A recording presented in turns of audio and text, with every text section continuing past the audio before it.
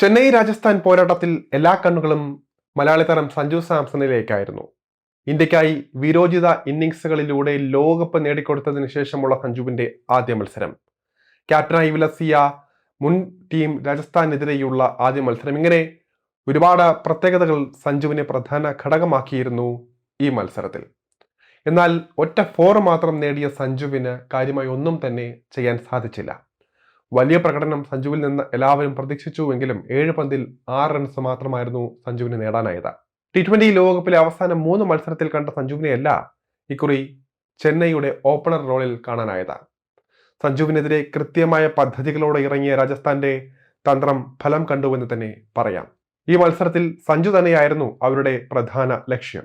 ഇക്കാര്യത്തിൽ രാജസ്ഥാൻ പരിശീലകനായ കുമാർ സംഗക്കാരെയാണ് സഞ്ജുവിനെ വീഴ്ത്താൻ നിർണായക ഘടകമായത് എന്ന് വേണമെങ്കിൽ പറയാം. രാജസ്ഥാൻ ക്യാമ്പിൽ സഞ്ജുവിനെ ഒരുപാട് പരിശീലിപ്പിച്ച വ്യക്തമായ ധാരണയുള്ള ആൾ കൂടിയാണ് കുമാർ സംഗക്കാര.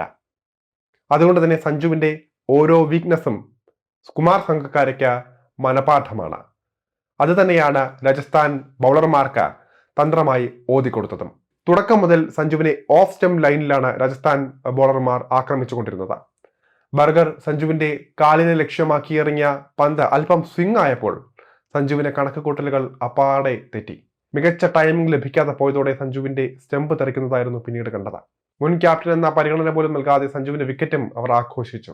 തന്റെ മുൻ ടീമിനെതിരെ കളിക്കുമ്പോൾ വൈകാരിക പ്രശ്നമില്ല എന്ന് സഞ്ജു നേരത്തെ പറഞ്ഞിരുന്നുവെങ്കിലും അങ്ങനെയായിരുന്നില്ല എന്ന് സഞ്ജുവിന്റെ ശരീരഭാഷയിൽ നിന്ന് വ്യക്തമായതാണ്.